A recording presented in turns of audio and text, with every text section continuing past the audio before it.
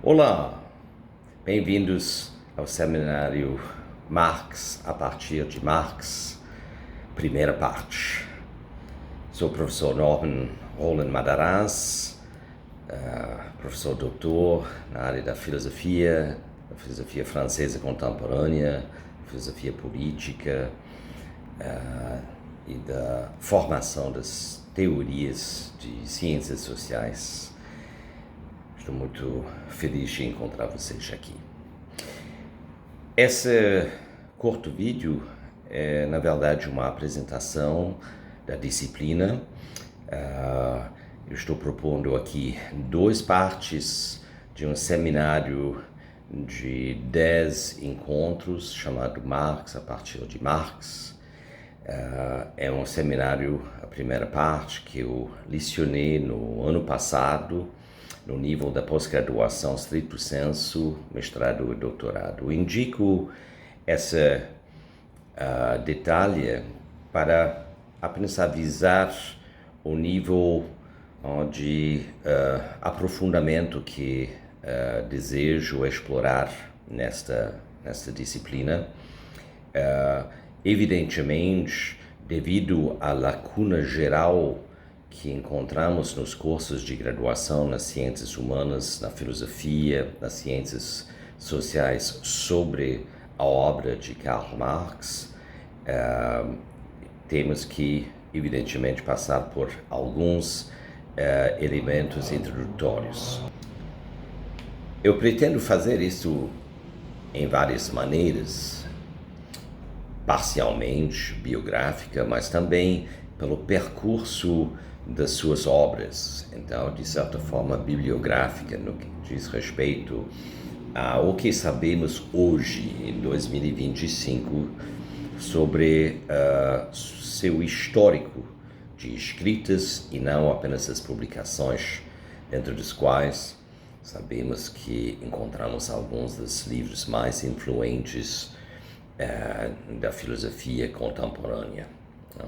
Eu digo agora, sem especificar muito a distinção de uso entre filosofia contemporânea e filosofia moderna, que certamente Marx é um contemporâneo.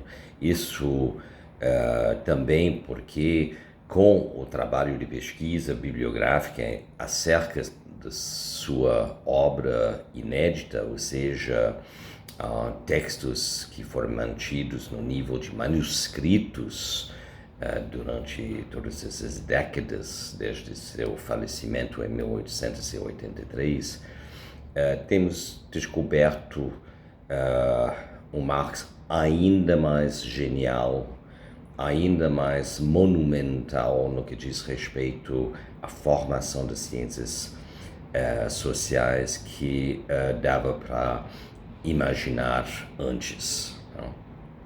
Porém, as marcas estavam presentes. Marx é um dos pensadores ao lado de Hobbes, de Maquiavel, mas também de Nietzsche, talvez de cada vez mais Foucault, que são considerados autores malditos, às vezes pela própria corporação filosófica, pois Marx era, sem dúvida alguma, pelos seus títulos, um filósofo, tendo adquirido um doutorado em filosofia com uma tese escrita sobre o materialismo grego, da antiguidade. Ele também era formado em direito, porém Marx fez carreira, pelo menos na primeira parte da sua vida, como jornalista, mas jornalista investigativa de reportagens acerca da corrupção, da exploração e da desigualdade econômica, partes do jornalismo completamente evidentes em nosso tempo.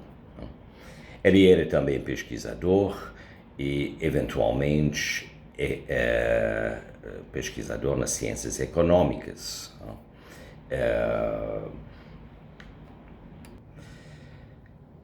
Por que não dizer que ele era simplesmente economista?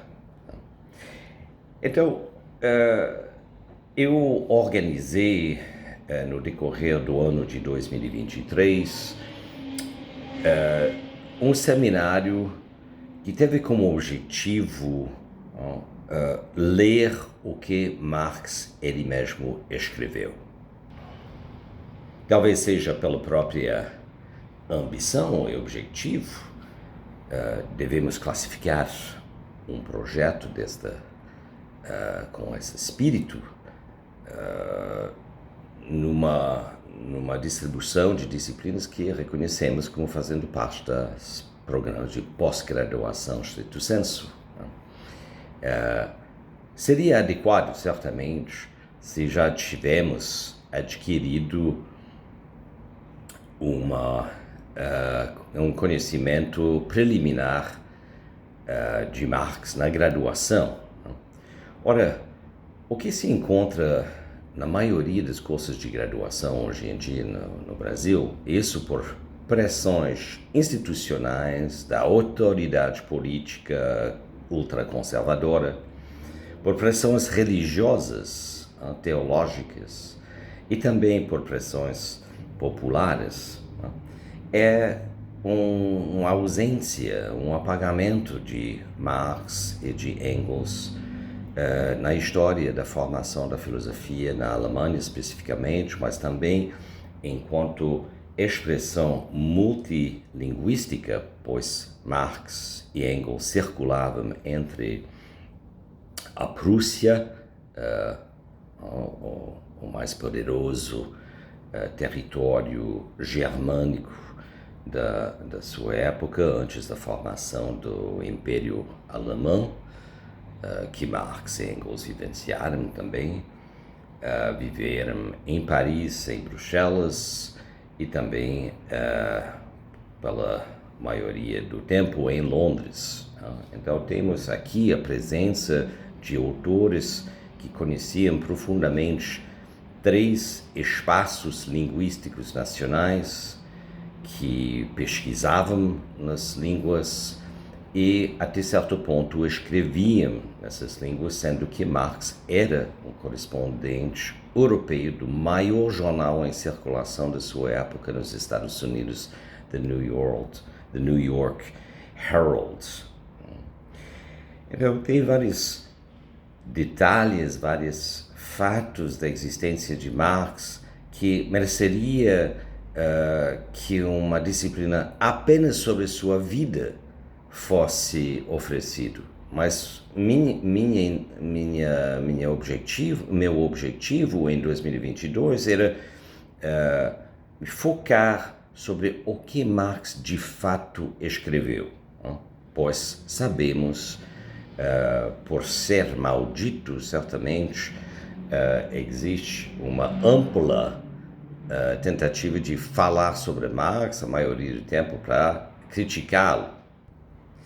Então, por isso, na próxima aula, digamos, a aula de introdução à disciplina, pretendo me focar sobre alguns preconceitos que são profundamente equivocados, porém vieram a se estabelecer, a se sedimentar sobre a obra de Marx e o que Marx e Engels teriam ditos ou escritos. Eu volto a dizer uma observação sobre a ausência de Marx na graduação na maioria dos cursos de filosofia. Eu não posso comentar sobre os cursos de ciências sociais, porém eu entendo que nos cursos de relações internacionais Marx é simplesmente ausente, inexistente, podemos até dizer. O que isso representa, porém, na filosofia? Bom, representa simplesmente um enorme buraco na compreensão das realizações mais avançadas logrados pela ciência e a arte filosófica. Isso fez com que o resultado do campo em sua estruturação, tal como o ensinamos hoje nos cursos.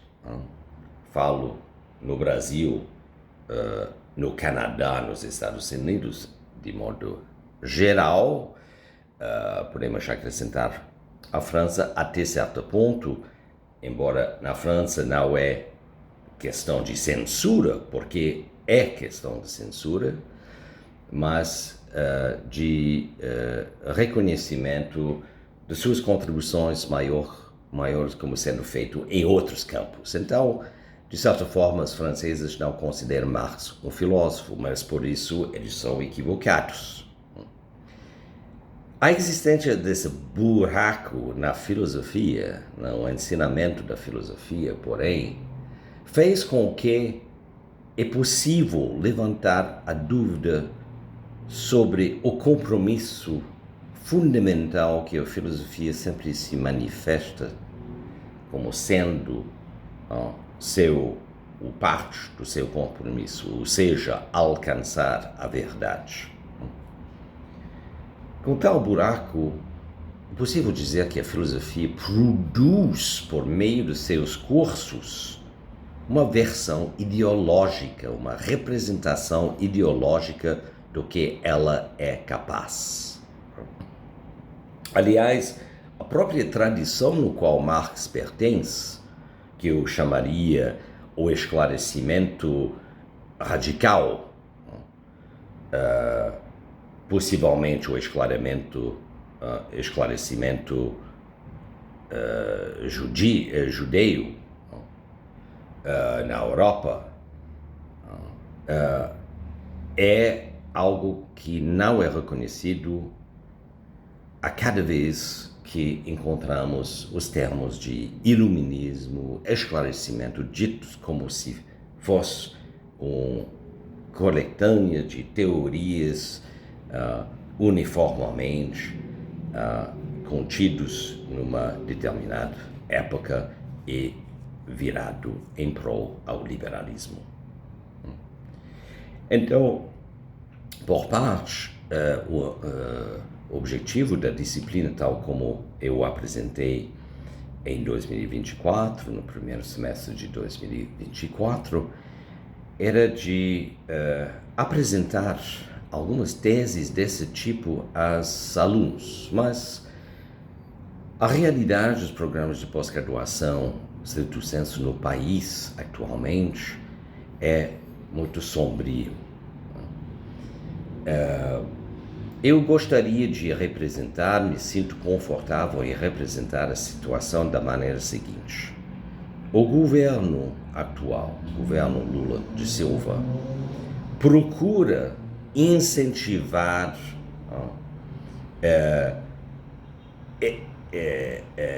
dinamizar a área da pesquisa científica e da pesquisa avançado realizado por alunos preparando pesquisas e teses no nível de doutorado. Porém, em virtude da emenda constitucional sobre o teto dos gastos, de Temer, reiterado ou ratificado por Bolsonaro e transformado, embora de maneira não tão bem sucedido que foi inicialmente projetado pelo ministro Fernando Haddad, não permite que haja o necessário incremento ao orçamento de educação superior e especificamente a pesquisa científica para que o número de bolsas disponíveis a conduzir pesquisas seja retomado no seu patamar de 2013 e 2014. Independentemente da questão de saber se o governo Dilma tenha dado prioridade às ciências técnicas e experimentais, digamos, as ciências puras e exatas, no seu fomento chamado Ciências Sem Fronteiras, independentemente dessa questão, existia no nível da pós-graduação, stricto sensu, um número até excessivo de bolsas de estudos que também incentivavam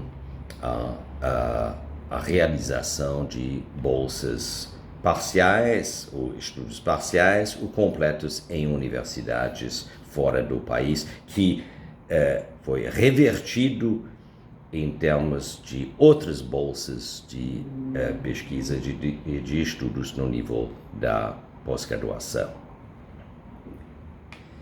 O fato que não estamos voltando a esse nível, na minha leitura, é devido à hegemonia, à dominação de forças anticientíficas e negacionistas que povoam a Câmara dos Deputados e o Senado brasileiro, o nível federal. É o Congresso que hoje está impedindo o crescimento necessário das universidades e, particularmente, os incentivos a conduzir pesquisas científicas. Por que isto é negativo para o país? Porque existe uma bibliografia vasta mostrando a conexão entre produtividade econômica e inovação. Inovação nas ciências humanas ocupa uma temporalidade diferente, porém, a questão do uso da linguagem, a questão da análise de políticas públicas, do compromisso a integrar maiores partes da população, a diminuir a barreira da raça, do gênero e da classe, para permitir que todos os brasileiros possam alcançar o nível da pós-graduação, stricto sensu, não só é algo que é impedido pelo Congresso atualmente, mas é uma das 10 medidas apontadas por Marx e Engels nas suas recomendações a um governo realmente progressista, caso tal governo pudesse chegar ao poder. Estamos falando de 1847, numa época em que quase inexistia democracia, mesmo na sua forma parcial, como existia até os meados do século XX. Então, o que falta atualmente não é apenas o ensinamento de Marx e Engels, porque justamente Marx e Engels mostram como a filosofia se fortalece e se justifica em sua atividade socialmente. Então, enfraquece simplesmente a legitimidade da filosofia no plano público.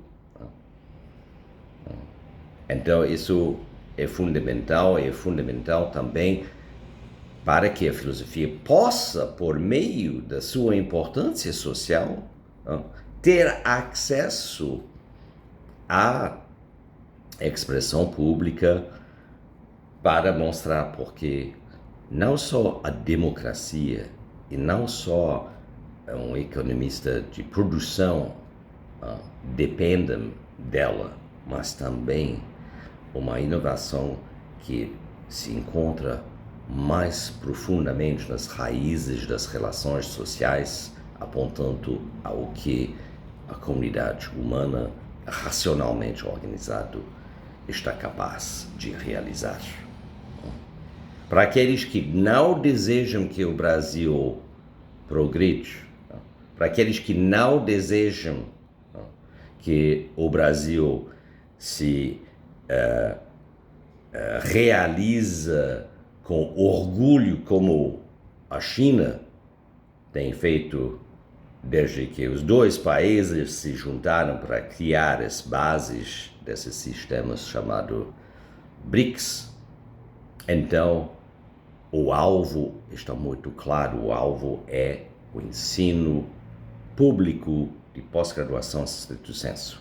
Ao mesmo tempo, temos que admitir que para aqueles que atuam dentro do contexto da universidade, falta uma ação estrategicamente organizada de lobby em Brasília.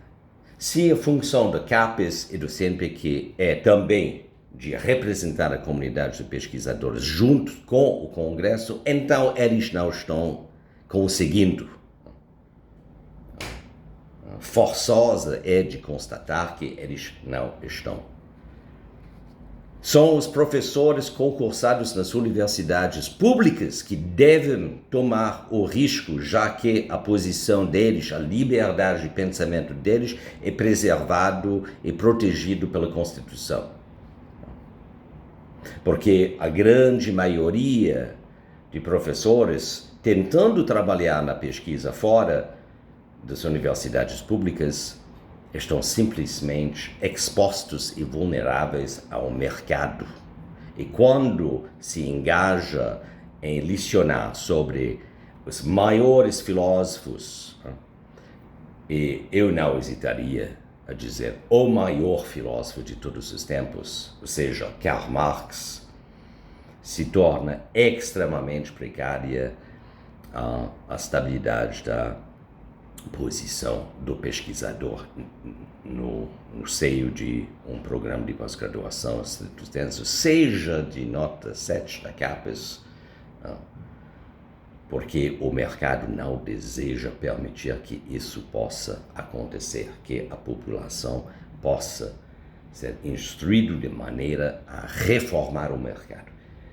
De duas coisas uma, ou o mercado é capitalista e naturalmente elimina forças que são opostas, apesar do fato que um dos meus argumentos que eu pretendo desenvolver, particularmente na segunda parte dessa disciplina, quando abordo o que teria sido o seminário que eu ia apresentar nesse semestre, chamado Marx a partir de Marx. 2, a maturação do Capital, volume 2. Eu argumentaria que o que encontramos no volume 2 do Capital é a parametrização e o isolamento do nexo racional do funcionamento, ou seja, do modo de realização do capital. Então, nesse sentido, não há nada de radicalmente contrário à operação do mercado. O que nos leva a pensar que talvez, eu digo esse talvez só para questões de disputa, digo com certeza, o mercado nem é capitalista. Ou talvez se fosse numa época, não é mais. Então, qual é a natureza do mercado? Qual a natureza, quais são os objetivos das teorias econômicas, particularmente neoclássicas, que defendem o bom funcionamento eficiente e racional do modo de produção e de circulação de mercadoria. Isso será, sem dúvida, o ponto de convergência de muitas perspectivas críticas e também muitas soluções, porque se Marx e Engels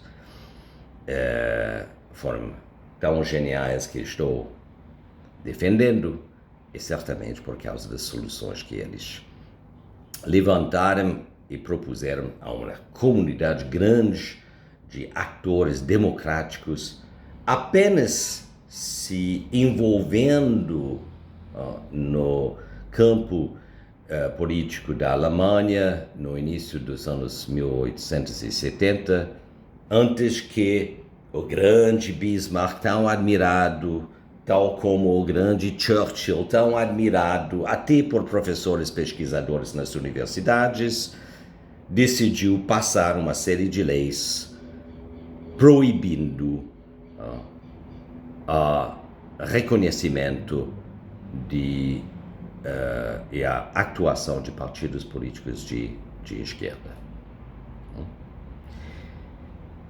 Então, no primeiro, fechando esse parêntese, a primeira parte da disciplina Marx, a partir de Marx, vai se focar sobre o que Marx de fato escreveu. Evidentemente, por isso não nos limitaremos a nenhum recorte anterior que encontramos para organizar a obra de Marx, nenhuma redefinição, reestruturação. Queremos ler Marx.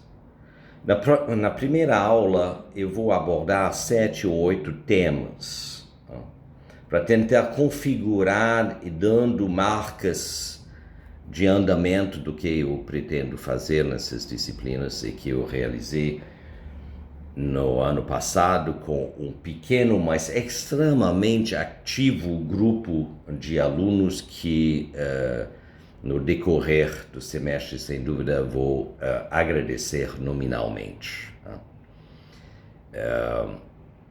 Poderia ter sido muito maior, eu teria gostado de alcançar muito mais alunos, mas vamos usar esses meios para tentar realizar o que não podia ser feito no ano passado. Nessa disciplina, meu foco será o Capital, volume 1. Mas tem várias questões também a resolver, né? Ou seja, como ler Marx, e nossa perspectiva não é os escritos do jovem Marx, e levantando a questão quando a juventude, entre aspas, de Marx teria terminado, né? Mas quando usamos como base a crítica do programa de Gotha, texto escrito em 1875 por Marx, enviado a Engels e membros da formação do novo partido que se tornaria no Partido Social-Democrata Alemão, o mesmo que estava conduzindo a guerra contra a Ucrânia, contra a Rússia por meio da guerra de procuração na Ucrânia, o que não é simplesmente um lapsus que eu fiz, mas o regime de Kiev na Ucrânia está conduzindo uma guerra contra a Ucrânia, inicialmente contra o Donbass, contra a região do sul, Odessa e Crimeia, mas podemos constatar, frente à devastação sofrida pelo país e a devastação sofrida por suas forças armadas, que é uma guerra contra o país também. Aliás, essas recentes declarações de que não haverá rendição sem a destruição de todas as usinas de energia nuclear no país apenas reforçam a atitude dessa quadrilha em poder em Kiev. Então, nosso foco será os anos 70 da obra de Marx, ou seja, quando Marx está escrevendo o que é considerado como a terceira edição do Capital, sendo impactado pelos desafios a traduzir o livro para o francês. E também nos anos 70 da década de 1800, do século, a década de 70 do século 1800, é a década de uma das maiores crises confrontados pelo capitalismo até então. Será, aliás, denominado o Pânico de 73, que desperta, então, a Grande Depressão. Esse termo foi usado primeiramente para remeter aos efeitos devastadores da crise econômica e financeira, mas foi substituído como vocês sabem, pelos acontecimentos nos anos 30 do século passado. Então, leremos o Capital, leremos a crítica do programa de Gotha e releremos o Manifesto Comunista. Releremos para focar sobre aqueles partes que são nunca comentados e mostrar que aqueles que são, frequentemente são feitos de maneira equivocada. Mas para isso voltaremos a discutir a leitura enquanto tal da obra de Marx na próxima vez. E, novamente, recapitulando, 10 sessões sobre, essencialmente, o Capital, volume 1, sendo parte Marx, a partir de Marx, primeira parte, e Marx, a partir de Marx, segunda parte, que será disponibilizado na segunda parte deste ano, 10 sessões sobre a maturação do livro 2 do Capital. Muito obrigado pelo interesse. Desejo a todos um excelente seguimento de aulas.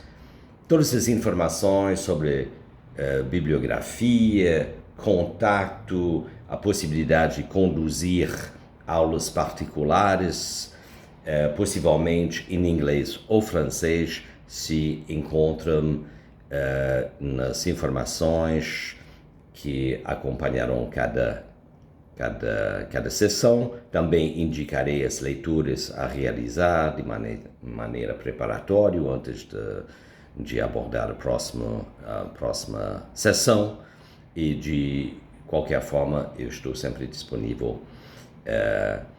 Fiquem à vontade a me escrever, a comentar, a levantar questões, críticas, para que possamos debater ainda mais em torno desse monumento da filosofia contemporânea que é Karl Marx. Até logo!